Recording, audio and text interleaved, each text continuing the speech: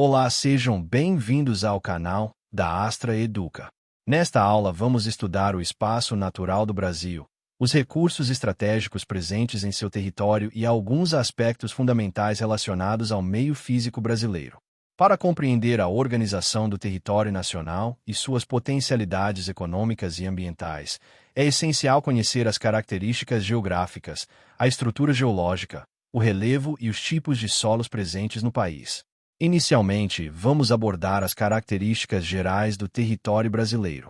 O Brasil é o quinto maior país do mundo em extensão territorial, com mais de 8.500.000 km². Ele ocupa grande parte da América do Sul, sendo o maior país do continente. Sua posição geográfica está localizada predominantemente na zona intertropical, ou seja, entre o Trópico de Câncer e o Trópico de Capricórnio, embora uma pequena parte do território esteja situada na zona subtropical ao sul do Trópico de Capricórnio. Essa localização geográfica influencia diretamente o clima, a vegetação, os recursos naturais e a biodiversidade do país.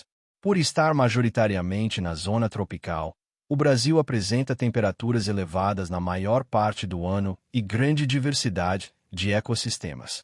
Em relação aos limites territoriais, o Brasil faz fronteira com quase todos os países da América do Sul, com exceção do Chile e do Equador. Ao norte faz fronteira com países como Venezuela, Guiana, Suriname e Guiana Francesa. A noroeste limita-se com a Colômbia. A oeste faz fronteira com Peru e Bolívia. A sudoeste limita-se com Paraguai e a Argentina. Ao sul faz fronteira com o Uruguai. Já a leste, todo o litoral brasileiro é banhado pelo Oceano Atlântico, formando uma extensa costa com grande importância econômica e estratégica. Outro aspecto importante do território brasileiro são os fusos horários. Devido à grande extensão territorial no sentido leste-oeste, o Brasil possui diferentes fusos horários. Atualmente, o país utiliza 4 fusos principais. O horário oficial de Brasília é utilizado como referência nacional, mas estados localizados mais a oeste apresentam diferença de 1 ou 2 horas em relação à capital federal. Esses fusos são necessários para organizar as atividades econômicas e sociais em um território tão extenso. Agora vamos analisar a estrutura geológica e a geomorfologia do território brasileiro. A estrutura geológica refere-se às formações rochosas que compõem o subsolo do país e que influenciam diretamente a formação do relevo e a presença de recursos minerais. O território brasileiro é formado principalmente por 2 grandes estruturas geológicas, os escudos cristalinos e as bacias sedimentares. Os escudos cristalinos são formações muito antigas, compostas por rochas magmáticas e metamórficas que se originaram há bilhões de anos. Essas áreas são importantes porque concentram grande parte das riquezas minerais do país, como ferro, manganês, ouro e outros minerais metálicos. As bacias sedimentares são áreas formadas pelo acúmulo de sedimentos ao longo de milhões de anos. Nelas podem ser encontrados recursos energéticos importantes, como petróleo, gás natural e carvão mineral. Essas bacias estão presentes em diversas regiões do país, tanto no interior do território quanto no litoral e na plataforma continental. A geomorfologia estuda as formas do relevo e os processos que deram origem a essas formas. O relevo brasileiro é considerado relativamente antigo e bastante desgastado pela ação de agentes naturais como vento, água e variações climáticas ao longo de milhões de anos. Entre as principais formas de relevo presentes no Brasil, destacam-se os planaltos, as planícies e as depressões. Os planaltos são áreas onde predominam processos de erosão, apresentando altitudes variadas e formas mais elevadas do terreno. Muitas regiões de planalto são importantes para atividades econômicas como mineração e geração de energia hidrelétrica. As planícies são áreas mais baixas e relativamente planas, formadas principalmente pelo acúmulo de sedimentos. No Brasil existem importantes planícies fluviais e costeiras, como a planície amazônica e a planície do Pantanal, que possuem grande relevância ecológica e ambiental. As depressões são áreas rebaixadas em relação às regiões ao redor, geralmente formadas pela ação de processos erosivos ao longo do tempo. Elas representam parte significativa do relevo brasileiro e estão distribuídas em diversas regiões do território. Agora vamos abordar os tipos de solos existentes no Brasil. O solo é um recurso natural essencial para a agricultura, para o desenvolvimento da vegetação e para a sustentação dos ecossistemas. De modo geral, os solos brasileiros são considerados antigos e bastante intemperizados, ou seja, sofreram intensa ação do clima ao longo de milhões de anos. Isso faz com que muitos solos sejam naturalmente pobres em nutrientes, exigindo técnicas de correção e fertilização para o desenvolvimento da agricultura. Entre os principais tipos de solos encontrados no Brasil destacam-se os latossolos, que são muito comuns nas regiões tropicais. Eles apresentam grande profundidade e boa estrutura, sendo amplamente utilizados na agricultura após correção química. Também existem os solos conhecidos como massapê, que possuem alta fertilidade natural e foram historicamente muito importantes para o cultivo da cana-de-açúcar na região Nordeste durante o período colonial. Outro tipo importante são os solos aluviais, formados pelo depósito de sedimentos transportados pelos rios. Esses solos costumam ser mais férteis e são comuns em áreas de planícies fluviais. Existem ainda os solos arenosos, que possuem baixa capacidade de retenção de água e nutrientes, e os solos argilosos, que apresentam maior retenção de umidade e maior compactação. O estudo das características do território brasileiro, da estrutura geológica, do relevo e dos solos é fundamental para compreender a ocupação do espaço, o aproveitamento dos recursos naturais e os desafios ambientais enfrentados pelo país. Esses elementos influenciam diretamente atividades como agricultura, mineração, produção de energia e preservação ambiental. Compreender esses aspectos também é essencial para quem está se preparando para o concurso da Escola de Sargentos das Armas, pois o conhecimento do território nacional é parte importante da formação de quem atuará na defesa e na organização do espaço brasileiro. Agora vamos estudar geografia do Brasil com foco em 3 assuntos muito cobrados: atmosfera e climas, biomas e biodiversidade, e recursos hídricos, incluindo bacias, aquíferos e hidrovias. Primeiro, atmosfera e climas. A atmosfera é a camada gasosa que envolve a Terra e onde ocorrem os fenômenos meteorológicos e climáticos. Para entender clima, você precisa separar tempo e clima. Tempo é o estado momentâneo da atmosfera, como hoje está chovendo. Clima é o comportamento médio do tempo ao longo de muitos anos, como essa região tem verão chuvoso e inverno seco. Os elementos do clima são temperatura, umidade, pressão atmosférica, ventos e precipitação. Já os fatores do clima são latitude, altitude, relevo, maritimidade e continentalidade, correntes marítimas e massas de ar. Em prova, muitas questões se resolvem só identificando o fator dominante. Por exemplo, a altitude reduz a temperatura, então áreas elevadas do Sudeste têm clima mais ameno. Já a maritimidade tende a aumentar a umidade e reduzir a amplitude térmica, enquanto a continentalidade aumenta a amplitude térmica e pode reduzir a umidade em certas áreas.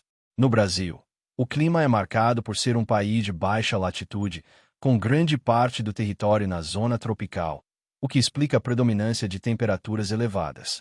Mas a diversidade climática aparece porque o Brasil é grande, tem relevo variado e recebe diferentes massas de ar. As massas de ar mais importantes são a massa equatorial continental, quente e úmida, atuando fortemente na Amazônia. A massa equatorial atlântica, quente e úmida, influenciando o litoral norte. A massa tropical atlântica, quente e úmida, ligada ao Atlântico e muito associada às chuvas no litoral. A massa tropical continental, quente e seca, atuando no interior em certos períodos. E a massa polar atlântica, fria, responsável por frentes frias, quedas de temperatura, às vezes, geadas no sul e em áreas de maior altitude. A chegada de frentes frias e a atuação da massa polar explicam fenômenos como friagem na Amazônia, quando o ar frio consegue avançar para latitudes mais baixas. Quando falamos em climas do Brasil, a classificação mais cobrada inclui o clima equatorial, com altas temperaturas e chuvas bem distribuídas, típico da Amazônia. O clima tropical, com verão chuvoso e inverno mais seco, comum no Brasil central. O semiárido, com chuvas escassas e irregulares, típico do sertão nordestino. O tropical de altitude, com temperaturas mais amenas e maior variação térmica em áreas elevadas do sudeste. O subtropical, com maior definição de estações e possibilidade de geadas, no sul do país, e o tropical Atlântico, associado ao litoral, com maior umidade e influência de ventos úmidos do oceano. Fenômenos climáticos importantes incluem El Niño e La Niña, ligados ao aquecimento ou resfriamento anormal das águas do Pacífico Equatorial, afetando padrões de chuva no Brasil. Em geral, El Niño tende a aumentar chuvas no sul e pode intensificar secas em partes do norte e nordeste, embora os efeitos variem. La Niña costuma favorecer chuvas no norte e nordeste e pode reduzir chuvas no sul. Também aparecem fenômenos como os CAS, a zona de convergência do Atlântico Sul, que forma corredores de umidade e pode gerar longos períodos de chuva no centro-sul, e a ZID, a zona de convergência intertropical, importante para chuvas no norte e no litoral norte do Nordeste. Agora, biomas, hotspots e biodiversidade. Bioma é um grande conjunto de ecossistemas com características de clima, vegetação e fauna dominantes. No Brasil, os principais biomas são Amazônia, Cerrado, Caatinga, Mata Atlântica, Pantanal e Pampa. A Amazônia é associada ao clima equatorial, alta umidade, floresta densa e enorme biodiversidade. O Cerrado é uma formação savânica, com árvores retorcidas, gramíneas e solos geralmente pobres e ácidos, e tem papel-chave como berço das águas, porque abriga nascentes importantes. A Caatinga é adaptada ao semiárido, com vegetação xerófila, como cactáceas e plantas que perdem folhas na seca. A Mata Atlântica é uma floresta tropical úmida muito biodiversa, porém historicamente muito desmatada, concentrada no litoral e em áreas de relevo. O Pantanal é a maior planície alagável do mundo, com dinâmica de cheias e secas, grande diversidade e forte influência dos rios da Bacia do Paraguai. O Pampa, no extremo sul, é dominado por campos, com vegetação herbácea e pecuária tradicional. Hotspots são áreas com altíssima biodiversidade e alto grau de ameaça, isto é, grande perda de vegetação original. No Brasil, dois hotspots clássicos são a Mata Atlântica e o Cerrado, exatamente porque têm muitas espécies endêmicas e sofreram enorme pressão por urbanização, agropecuária e expansão econômica. Quando a prova fala em domínios morfoclimáticos, geralmente está cobrando a proposta de Aziz Abe Saber, que integra relevo, clima, vegetação, solo e hidrografia.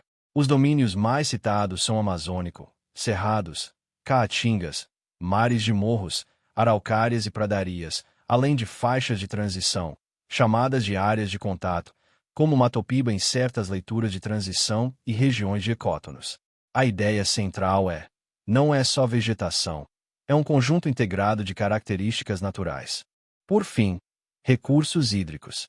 O Brasil tem grande disponibilidade de água doce, mas ela é distribuída de forma desigual. A Amazônia concentra enorme volume de água, enquanto regiões populosas e industrializadas, como o Sudeste, podem enfrentar estresse hídrico em períodos de seca, além de problemas de poluição. Bacia hidrográfica é a área drenada por um rio principal e seus afluentes. Entre as principais bacias do Brasil, destaque para a Bacia Amazônica, a maior e com maior vazão, Tocantins-Araguaia, com grande potencial hidrelétrico, São Francisco, fundamental para a integração e abastecimento no interior, chamado de Rio da Integração Nacional. Paraná, muito importante para hidrelétricas e economia do Sudeste e Sul.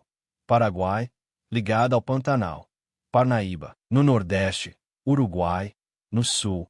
E as bacias do Atlântico, que drenam diretamente para o oceano. Aquíferos são reservas de água subterrânea armazenada em rochas porosas. O aquífero Guarani é um dos mais conhecidos e se estende por vários países da América do Sul, com grande importância no sul e sudeste do Brasil. Outro grande destaque no Brasil é o aquífero associado à região amazônica, muitas vezes citado como Alter do Chão, além de aquíferos regionais importantes como Urucuia, no Cerrado, com impacto em rios e agricultura irrigada. Em prova, lembre que aquífero é estratégico, mas exige proteção contra contaminação e exploração excessiva. Hidrovias são rotas de transporte fluvial. O Brasil tem alto potencial hidroviário, mas nem sempre aproveita plenamente por questões de infraestrutura, sazonalidade e integração logística. Hidrovias importantes incluem Tietê-Paraná, no Centro-Sul, ligada ao agronegócio, a Hidrovia do Madeira e a Rota Solimões-Amazonas, fundamentais na Amazônia. Tocantins-Araguaia, com potencial e desafios de navegabilidade. São Francisco, com uso regional.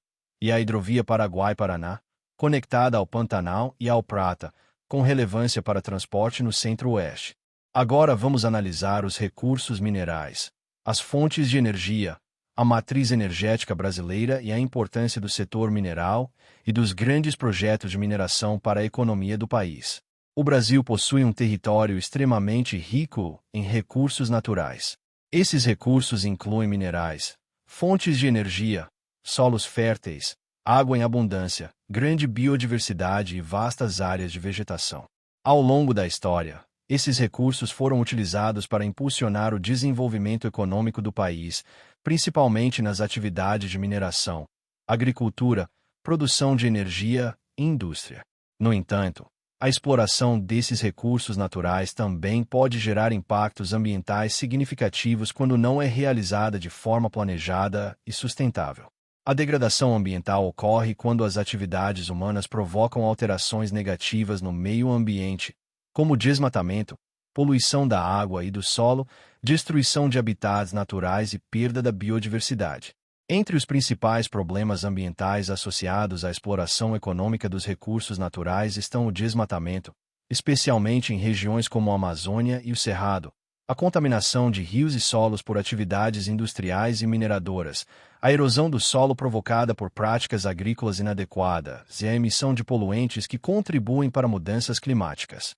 Mesmo diante desses desafios, os recursos naturais continuam sendo fundamentais para a economia brasileira. Um dos setores mais importantes nesse contexto é o setor mineral. O Brasil é considerado um dos países com maior diversidade mineral do mundo, possuindo grandes reservas de minério de ferro, bauxita, manganês, ouro, cobre, nióbio e outros minerais estratégicos. O minério de ferro é um dos principais produtos minerais do Brasil e possui grande importância para a indústria siderúrgica, responsável pela produção de aço. As maiores reservas e áreas de exploração desse mineral estão localizadas principalmente em Minas Gerais e no Pará, especialmente na região de Carajás. A bauxita é outro mineral importante, pois é a principal matéria-prima utilizada na produção de alumínio. O Brasil também possui destaque na produção de nióbio, mineral estratégico utilizado na fabricação de ligas metálicas de alta resistência e tecnologia avançada. A atividade mineradora contribui significativamente para as exportações brasileiras e para o desenvolvimento econômico de diversas regiões do país. Entretanto, essa atividade também exige cuidados ambientais rigorosos, pois pode causar impactos como desmatamento, alteração da paisagem, contaminação de cursos d'água e geração de rejeitos minerais. Além dos recursos minerais, outro elemento essencial para o funcionamento da economia são as fontes de energia. A energia é necessária para movimentar indústrias, transportes, atividades agrícolas e serviços. O conjunto das fontes de energia utilizadas por um país forma aquilo que chamamos de matriz energética. A matriz energética brasileira é considerada relativamente diversificada e possui forte participação de fontes renováveis. Entre as principais fontes de energia utilizadas no Brasil destacam-se a energia hidrelétrica, o petróleo, o gás natural, a biomassa, a energia eólica, mais recentemente, a energia solar. A energia hidrelétrica tem grande importância na matriz energética do país devido à grande quantidade de rios e ao relevo favorável à construção de usinas. Por muitos anos ela foi a principal fonte de geração de eletricidade no Brasil. O petróleo também desempenha papel fundamental na economia brasileira, sendo utilizado principalmente na produção de combustíveis e derivados. A descoberta de grandes reservas de petróleo na camada do pré-sal ampliou ainda mais a importância desse recurso para o país. Nos últimos anos, o Brasil também tem investido no desenvolvimento de fontes de energia renováveis, como a energia eólica e a energia solar, que apresentam menor impacto ambiental e contribuem para a diversificação da matriz energética. Outro aspecto relevante é a presença de grandes projetos de mineração no território brasileiro. Esses projetos envolvem grandes investimentos em infraestrutura, tecnologia e logística para a exploração de recursos minerais em larga escala. Entre os mais conhecidos está o Projeto Carajás, localizado no estado do Pará, considerado uma das maiores províncias minerais do mundo.